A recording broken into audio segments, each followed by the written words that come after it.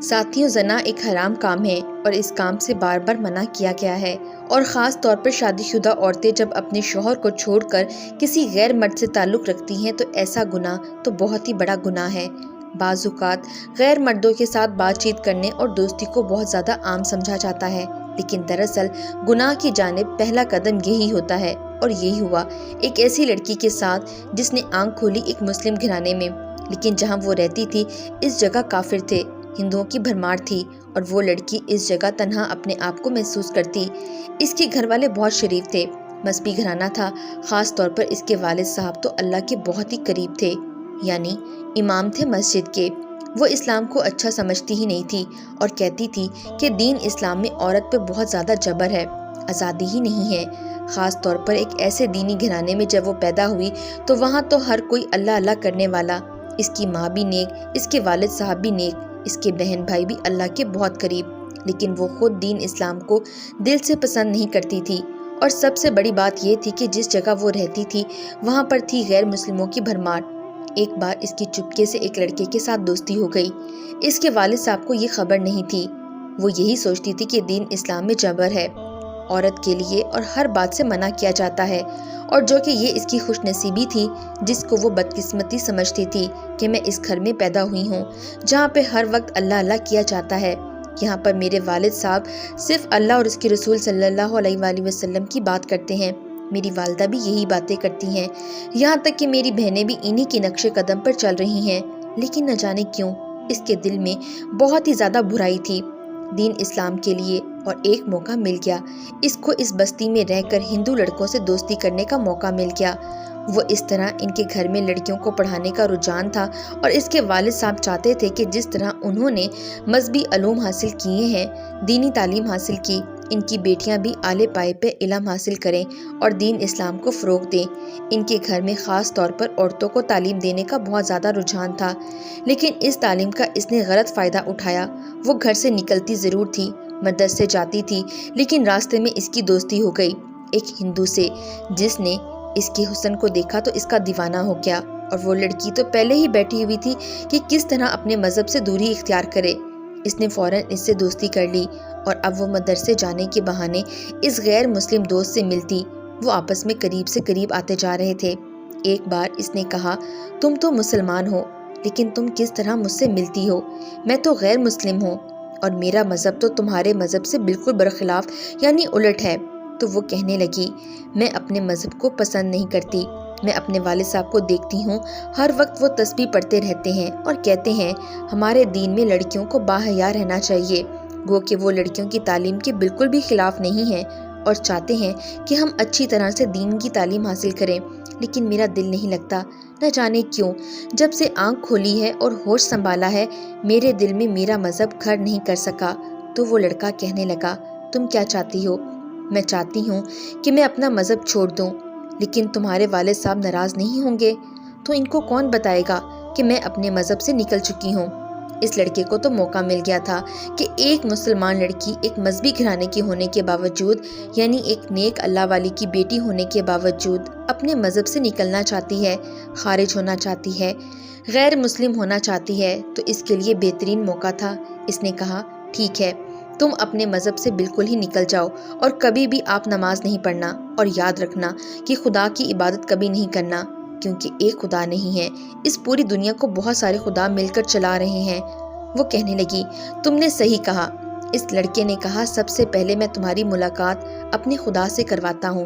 ایک بت اس کے گھر میں رکھا ہوا تھا جس کو وہ بہت مانتا تھا۔ اس نے کہا کہ میں ان کو ماننے والا ہوں، میں ان سے جو بھی مانگتا ہوں یہ مجھے دے دیتے ہیں، میری ہر خواہش پوری ہو جاتی ہے، اور دیکھو جب سے تمہیں دیکھا ہے، جب میں تمہارے عشق میں گرفتار ہوا تو میں نے انہی کے آگے ہاتھ جوڑے تھے، اور دیکھو تم میرے پاس آ گئی، نہ صرف میرے پاس آئی بلکہ تم میرے مذہب میں داخل ہونا چاہتی ہو۔ اب وہ لڑکی اپنے باپ کے سامنے، اپنے گھر والوں کے سامنے تو بظاہر مسلمان بنی رہتی، ڈھونگ نچا رہی تھی، لیکن مدرسے سے جانے کے بہانے وہ اسی گھر چلی جاتی، اور وہ لڑکا وہاں بیٹھ کر اپنے مذہب کے متعلق اسے بتاتا، यहाँ पर घर वालों को झांसे दे रही थी कि मैं मदरसे जाती हूँ और वहाँ पर बहुत देर हो जाती आने में। अपनी बहनों को भी अपने साथ लेकर नहीं जाती थी और वो रोज वहाँ से जाते जाते रास्ता बदल लेती थी और इस लड़के के साथ जाकर जनाकारी करती। गर्ज के वो गुनाहों की दलदल में इतना डूब चुकी थी कि इसे ये भी खबर नहीं थी कि वो अपने आप को तबाह कर रही है। ना सिर्फ अपने आप को तबाह कर रही है बल्कि दुनिया और आखिरत भी इसकी बर्बादी की तरफ जा रही है। जहन्नुम की गड्ढे में खुद को गिराने के लिए तैयार थी, बल्कि गिर ही चुकी थी। वो लड़का इसकी कमजोरी से फायदा उठा रहा था। वो मनमानी इसके साथ करता और वो हर रात इसके साथ गुनाह कबीरा करती और गुनाह कबीरा करके अपने घर आ जाती। एक बार इसके वालिद साहब को शक हुआ। उन्होंने कहा, बेटी मुझे लगता है कि तुम्हारे साथ कुछ अलग मामला पेश आ रहा है। मुझे जरा बताओ कि तुम मदरसे जाकर क्या क्या सीखती हो और अब तुम पाबंदी के साथ मदरसे जाती भी हो और देर तक वापस आती हो। बेहतर यही है कि तुम मुझे सब कुछ सच बता दो। इसने कहा, सच सुनने की ताब ला सकते हैं आप? तो वो कहने लगे, हाँ बिल्कुल। इसने कुरान खोले बगैर कुरान करीम की तवील सूरत मुबारका पूरी पढ़कर सुना दी और कहा, बताइए अब इतनी लंबी सूरत मैं आपको सुना रही हूँ, इसका मतलब कि मैं पाबंदी से जाती भी हूँ और रात को देर तक वापस आती हूँ। मैं कुरान को हिफ्ज कर रही हूँ। इसके वालिद साहब बहुत खुश हुए कि मेरी बेटी कोई भी गलत काम नहीं कर रही, बल्कि ये सच में कुरान की तालीम हासिल करने जा रही है, तो पढ़ती भी है। यहाँ पर आप सब हैरत ज़दा होंगे कि वो लड़की तो इस लड़के के साथ रहती है, फिर कैसे इसने कुरान की इतनी तवील सूरत मुबारका याद कर ली। वो इस तरह कि वो लड़का बहुत चालाक था। इसने कहा कि तुम मेरे पास आती हो, मेरे साथ रहती भी हो, बुत की इबादत भी करती हो, लेकिन तुम्हें अपना कुरान भी पढ़ना है। गो के तुम अपने मज़हब को पसंद नहीं करती नाउज़ बिल्लाह, लेकिन तुम्हें कुरान को मुकम्मल याद कर लेना है। कभी अगर तुम्हारे वालिद साहब ने तुम पर शक किया और अगर कभी फरमाइश की कि कुरान पढ़ने जा रही हो तो बताओ कौन कौन सी सूरतें याद हैं, तो कुरान की सबसे तवील सूरत सुना देना। वो चुप हो जाएंगे। यही वजह थी कि वो ज़हीन थी। इसे कुरान की वो सूरतें याद थीं जो इसने याद की थी। वो सुना दी। कुरान हलक से ऊपर तक था, दिल में नहीं उतरा था इसके। इसी वजह से याद तो कर लिया, दिल पर कोई असर ना हुआ। यहाँ पर अपने वालिद को तो इसने चकमा दे दिया, यानी इनके दिमाग को तो घुमा दिया, इनको धोखा तो दे दिया, लेकिन क्या अल्लाह ताला को वो धोखा दे सकती थी? हरगिज़ नहीं। मेरे रब तो तन्हाई में गुजरे हुए लम्हात को भी जानता है और लोगों के दरमियान बैठकर जो इंसान सोच रहा होता है तब भी इस बात को वो जानता है। वालिद साहब को बेवकूफ़ बनाकर समझ रही थी कि मैं तो बरी इल्ज़मा हो गई, अब मुझे कोई भी नहीं पकड़ सकता। लेकिन अल्लाह ताला की पकड़ सबसे ज़्यादा सख्त है। एक रात जब वो गुनाहों की दलदल में घिरी हुई थी और गहरी खाई में जाती रही, बरहना हालत में थी, झूठ बोल रही थी कि मैं कुरान पाक पढ़ती हूँ, कुरान की तालीम हासिल करती हूँ। इस लड़के के साथ पूजा करने के बाद जब वो आराम से इसके साथ गुनाह कबीरा कर रही थी, इसी वक्त मौत का फरिश्ता आया और इसकी रूह को कब्ज कर लिया। मौत ये नहीं देखती कि सामने वाला जवान है या बूढ़ा, कमसिन है या बच्चा, बस अपने वक्त पर आती है। इसलिए इंसान अच्छी हालत में इस दुनिया से जाए, क्योंकि इसके बाद तो सारे दरवाजे बंद हो जाते हैं। बरहना हालत में बंद कमरे में इस दोस्त के साथ वो मौत के मुंह में जा चुकी थी और वो लड़का, वो हिंदू लड़का, इस लड़की की अचानक मौत पर बहुत परेशान हुआ। इसको बाहर ला नहीं सकता था, किसी से इसका जिक्र नहीं कर सकता था। इसको समझ ना आया तो घर के सहन में इस लड़की की बरहना लाश को फेंक दिया, यानी कपड़े से लपेटा भी नहीं। इसी आलम में इसने इसके सहन में इस लाश को फेंक दिया और ज़मीन को बंद कर दिया। इसके पसीने छूट रहे थे, कहीं मुझ पर इल्ज़ाम ना लग जाए, मैंने तो इस लड़की को मारा भी नहीं है, अचानक मर गई, न जाने क्या हुआ इसके साथ। बहरहाल यहाँ वो मुँह छुपाकर बैठा हुआ था और इधर इस लड़की के वालिदैन सरापा हैरत बने हुए थे, परेशान थे कि बेटी आ तो जाती है, बेशक रात को देर तक आती है, लेकिन अब तक क्यों नहीं आई। वालिद साहब ने वालिदा को इत्मीनान दिलाया कि देखें मेरी इससे बात हुई थी, इसने कहा कि वो कुरान को हिफ्ज कर रही है, इसी वजह से इसको देर हो जाती है। उस्ताद इसे अकेले में कुरान की सूरतें याद कराते हैं, यही वजह है कि बेटी अब तक नहीं आई।